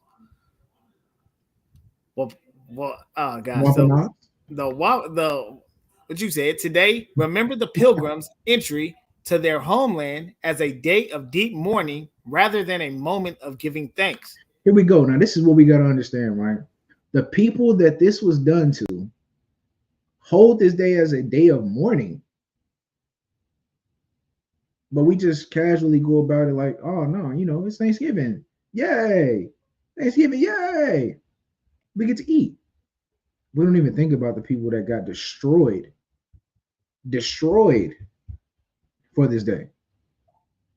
Destroyed for this day. Our people, may I add, our brothers and our bloodline relatives. The Native American Indians are Israelites. They are us. So this is us getting destroyed by proxy, bro. Our people were destroyed for the production of this so-called holiday in America. It's not something to just be brushed over. This is something we should be boycotting. This day should be boycotted. Let's go. Read on. We spoke with Silverman, a historian at George Washington University, about his research and the argument. And the argument he makes in his book. Right, this is the book they're talking about. This land is their land, the Wampanoag Indians, Plymouth Colony, and the troubled history of Thanksgiving. So this is a book, if y'all want to read it, right, to get some more deep history on the Wampanoag. I've never read it, but I know I got some more scholars in the chat. If y'all want to get that book or find a PDF on it and send me some citations, I'd be very thankful. Here we go. Now we're going to get into some of the misconceptions, some of the, not even a misconception, I'm going to call it a spade, some of the lies about Thanksgiving, right? A myth, they say myth right here, but it's just a lie. These are some of the lies about Thanksgiving. Let's read. God, the myth of Thanksgiving. How did you become interested in this story? Mm-hmm. I've had a great many conversations with Wampanoag people in which they talk about how burdensome Thanksgiving is for them, particularly for their kids. Wampanoag adults have memories of being a kid during Thanksgiving season, sitting in school, feeling invisible, and having to wade through the nonsense that teachers were shoveling their way. They felt like their people's history, as they understood it, was being misrepresented. They felt that they not only their classes, but society in general was making light of historical trauma, which weighs around their neck like a millstone. Those stories really resonated with me. Didn't Rata just do a lesson on trauma in our community, bro? Oh, hold on. Brother Shaquat, so I'm going to put him back on. He just did a lesson on generational trauma, bro. But from a Southern Kingdom perspective, we tend to just brush over Northern Kingdom trauma.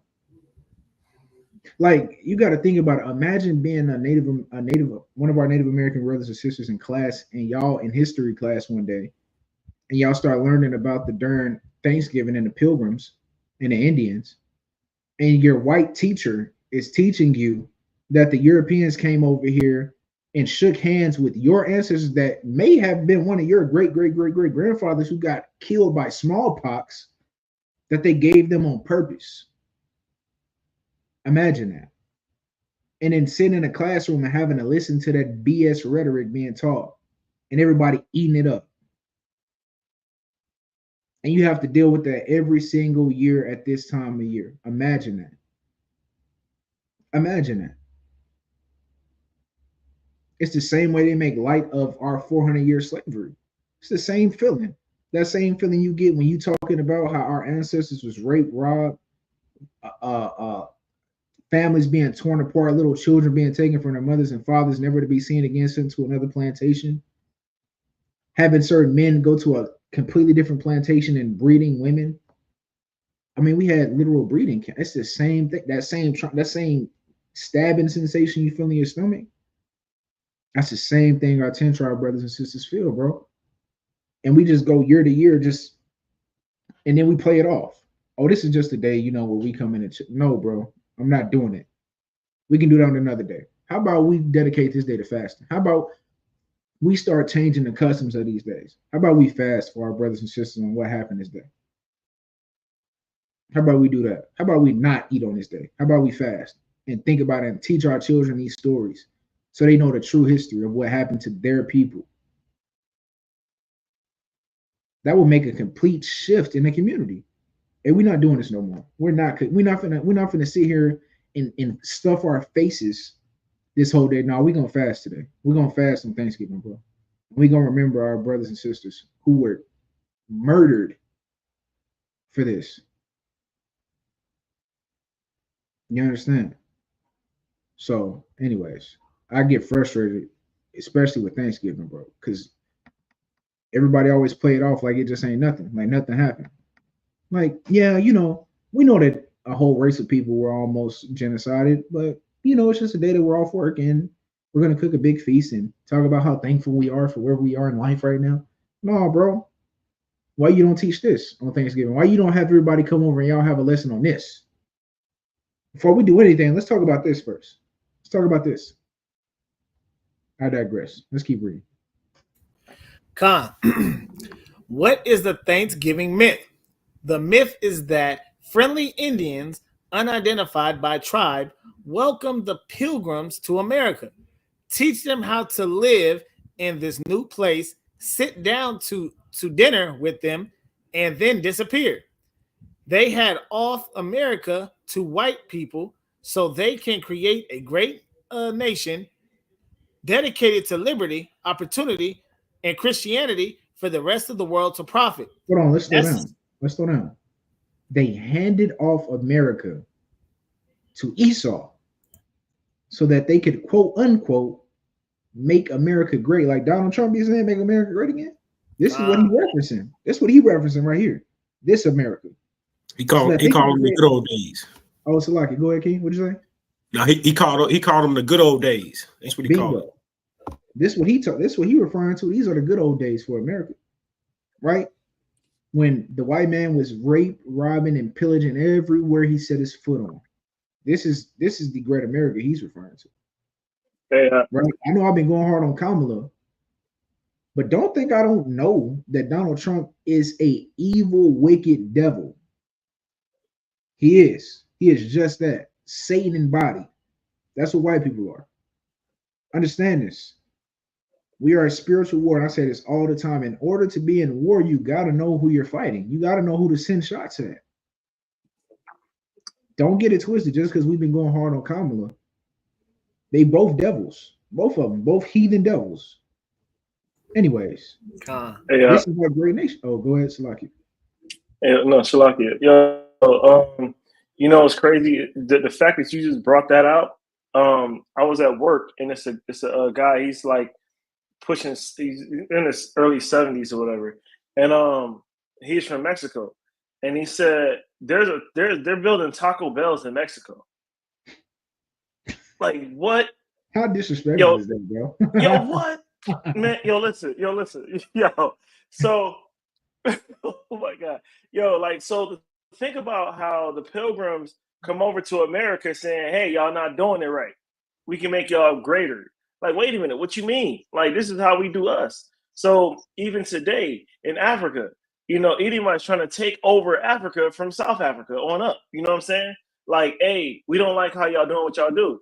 On YouTube Shorts and TikTok, there's other islands and other countries to where Edomites is going on vacation, and this is on the news. They're literally complaining about the culture of their music, the culture of their food. It don't taste like the way they want it to, or their music is too loud, or it don't sound like the way they're used to in America. They're really making these real complaints so bad to where they're trying to take it to court. They're trying to set laws over there. They don't even live over there. They're trying to do it like that. So this goes in the same. There's nothing new under the sun. History repeats itself. And this is what's going on. The pilgrims like, hey, we can make y'all great. Like, whoa, wait a minute. What make y'all think we not? But yeah, that part. Bingo. We don't need to be civilized. You do. I almost said something that get this video flagged. They need to be civilized, not us. They need to be civilized and taught how to behave, not us. Read on. Khan, that's the story. It's about native people conceding to colonialism. It's bloodless and in many ways an extension of the ideology of manifest destiny. Now, I don't want to deviate the family. No, I'm gonna do a separate lesson on the manifest destiny. All of the stuff I've been talking about on America, the origin of America, and all of these little policies they made. I'm gonna go into all that. Esau's the devil, bro. Esau, he hides behind his policies. Let's go. Khan, what are the what are the most poignant inaccuracies in this story? One is that history doesn't begin for native people until Europeans arrived. People had been in the Americas for at least 12,000 years, and according to some native traditions, since the beginning of time. And having history start with the English is a way of dismissing all that. It's the same way they teach that the origin of the African American is a slavery. That's where your history starts at, nigger. You as a slave. It's the same way they try to teach our Northern Kingdom brothers and sisters, that their history starts when the darn Europeans come over here to colonize them. And they came over here to civilize these people. These people had already worked and tilled the land. You got to remember, the Olmecs were here the same time as the Egyptian time when we was in Egyptian slavery. There were people already occupying America. Nations, civilizations were already in America prior to us even getting here. Do your homework on the Olmecs, right? We don't. Khan. The second is that the arrival of the Mayflower is some kind of first contact episode. It's not. Wampanoags had a century of contact with Europeans. It was bloody and it involved slave raiding by Europeans. At least two and maybe more Wampanoags, when the Pilgrims arrived, spoke English, had already been to Europe and back, and knew the very organizers of the Pilgrims venture. See that? You got Native Americans. For you to know a language, you have to be literally around it for some years. That's why they have Chief O, who could come to an understanding with the Europeans when they got off the boat. They had already been coming over here and taking us for slaves. Remember, the Native Americans started going in and shipped off to Portugal and all that 200 years before us. This is the 1300s to 1492. They didn't start really coming and getting us until the early 1600s from West Africa. So they already back and forth with the Europeans around this time. See this, this untold history. You're not gonna learn this in school. Read on. Khan. Most poignantly, using a shared dinner as a symbol of colonialism really has it backward. No question about it. Wampanoag leader O reached out to the English at Plymouth and wanted an alliance with them, but it's not because he was innately friendly. It's because his people have been decimated by an epidemic, a disease. And smallpox. Smallpox. And O sees the English as an opportunity to fend off his tribal rebels. This is where we start going off at. We start thinking Esau is going to help us out. This is where we always go wrong. When we want to go ask Esau for help against each other. That's where we always go wrong. Right? We on? Khan. That's not the stuff of Thanksgiving pagans. The Thanksgiving myth doesn't address the deterioration of this relationship culminating in one of the most horrific colonial Indian wars on record, King Philip's War, and also doesn't address Wampanoag survival and adaptation over the centuries, which is why they're still here despite the odds. So now I want to watch a video real quick on this. I like to give a visual representation of what we just read.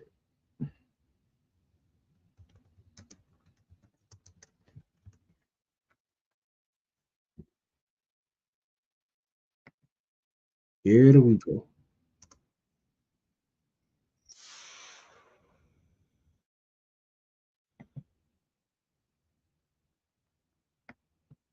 All right. Here we go. Hey, drop a 7 in the chat if y'all still with us, family. Drop a 7 in the chat if y'all still rocking and rolling. Y'all good? Y'all good? Let your brother know something. Y'all straight? Y'all ready to go to sleep? Y'all need a nap? What's up? Drop a 7 in the chat if y'all still with us. Okay. 7's rolling. All right. Let's go. The first Thanksgiving. American schools generally teach a conventional story about the meeting of pilgrims and Indians that finished with an amazing dinner. The end. But there's more to the tale. This video will explain the events around the first Thanksgiving and how it's not the image ingrained in tradition. At the start of the 17th century, southern New England was home to a variety of busy communities within several confederations. These were the people of the first light, and they called their home the Dawnland. Political leaders were known as sachems and had been trading with Europeans for over 100 years before the Pilgrims. Relations soured only after deceitful Europeans kidnapped locals to sell as slaves. Permanent European settlement was impossible due to the already high population of native occupants. But in 1616, tradesmen introduced a disease to the Dawnland, whose inhabitants died in droves from a lack of immunity. In 3 years, up to 90% were wiped out in several confederations, including the Wampanoag. Their head sachem, Massasoit, was aware of how close they were to being subjugated by their unafflicted enemy, the Narragansett. He was determined to save his people from such a fate. This was the political world the Pilgrims were about to enter. The Pilgrims were not called Pilgrims by their contemporaries. They were known as Separatists, a branch of the English Puritans. King James hated Puritans and began persecuting them in 1604, so the Separatists fled to Holland, where they were free to worship. But because they feared losing their national and communal identity, the congregation wanted a new place to plant their church. They decided on America and asked King James for a patent that would grant them rights to build a colony. They planned to make a profit catching fish to pay off the debts to their investors. The Mayflower set sail on September 6th. 2 months later, Cape Cod was spotted and 16 men were sent ashore to inspect the area. Unfortunately, the settlers didn't know how to fish and food was running out. They resorted to stealing from graves, homes, and storage pits to keep everyone alive. Then came their first hostile encounter with natives, but no one was killed. On December 12th, they reached New Plymouth. They did not land on any specific rock, but folklore insists they did. Construction began in January. By winter's end, 44 settlers would be dead from bad conditions. In March, they were surprised when a man named Samoset walked into New Plymouth, greeting them in English. He told them they were building on top of a village called Patuxet, whose residents had all died from the recent epidemic. It belonged to the Wampanoag, and their chief, Massasoit, was watching them. The settlers were eager to trade, so 5 days later, Samoset returned with furs and companions, including Tisquanto. Known famously as Squanto, he had come to tell them in perfect English that Massasoit had arrived. After years of dealing with Englishmen, the sachem did not trust the newcomers. Edward Winslow was sent to be a hostage.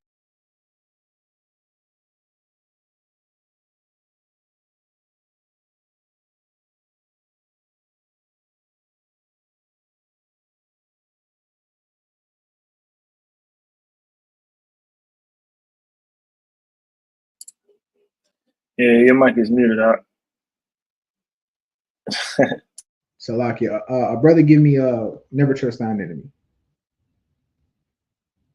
For example, Sirach 12 and 10 class. It's the book of Sirach, chapter 12 and verse 10. Never trust thine enemy, for like as iron rusteth, so is his wickedness. Is iron always going to rust eventually? Come. Iron is going to rust. Period. That's what it does. It rusts. to the same manner, Esau's gonna be evil. He can be nice. He can be he can politic with you, but eventually his satanic spirit is going to reveal itself. Read verse 11. Verse 11. Though he humble himself and go crouching, yet take good heed and beware of him, and thou shalt be unto him as if thou hadst wiped a looking glass, and thou shalt know that his rust has not been altogether wiped away. You understand? Though he humble himself, right? He come over here and he say, "Hey man, I just want to trade with you. You know, y'all got good goods. I got goods too."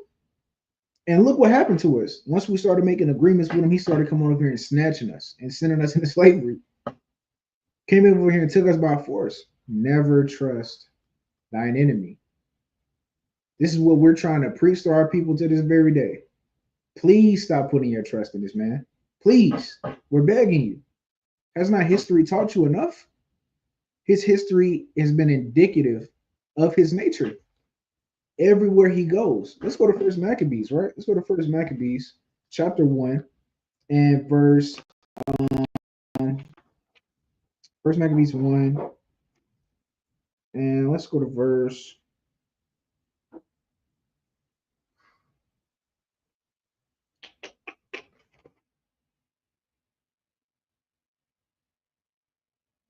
where it says, "And evil increased in the earth." It's in chapter 1. I got it, King. It's 9. Verse 9. Bring it out. First Maccabees chapter 1, verse 9. And after his death, they all put crowns upon themselves. So did their sons after them many years, and evils were multiplied in the earth. From the time of the first Edomite ruler, which is Alexander the Greek, evils were multiplied in the earth ever since they have been in rulership. All of the rulers before them, King Darius, Artaxerxes, Nebuchadnezzar, they don't compare to the evil that Esau has perpetuated in the earth. They don't compare. They don't even come close. That's why it says that evils were multiplied in the earth once white people started to rule the earth. Multiplied, increased, double, triple, quadruple. The earth got more evil when the white man got in rulership. We cannot make this up. All right, let's continue this video. Can I get a preset real quick, Yeah, King? go ahead.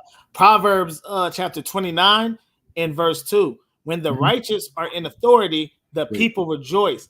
But when the wicked beareth rule, the people mourn. Great precept. Great precept. Right? When the Israelites are in rulership, nobody tripping. Everybody's at peace, harmony, balance, zen. When Esau is in rulership, even the animals are sad. Hey, when you walk in the wilderness and see a deer, they walking with their head down. They walk with their head up. The deer's even sad, shedding tears. The fish, they sad. You pulling turtles out of the ocean and they got plastic shoved up their nostril and you got to pull it out of their darn brain. I saw a video where it was like a spoon. It was a plastic spoon that was stuck in the nostril of a turtle. I'm like, what the? Even the animals are sad, bro. Yeah, I saw that one. Yeah. Bro, I'm telling you. Like when I was in school, they were showing the videos, when they was trying to save the ocean, to Save the Ocean Act and all that stuff. And seeing some of the animals and the way even the animals are mourning. The creatures are mourning. You understand? The birds don't even sing the same. Sometimes in the morning, the birds don't even chirp. They wore out. The birds like, I don't even want to be here, bro. I'm done. And the fish trying to jump out the water. They trying to shore themselves now. I'm trying to teach themselves. All of these whales and shark beachings. It's not a coincidence, bro. They're trying to get out of that polluted water. Like, I'm trying to tell you. I don't know. I was going to do a lesson on Chernobyl.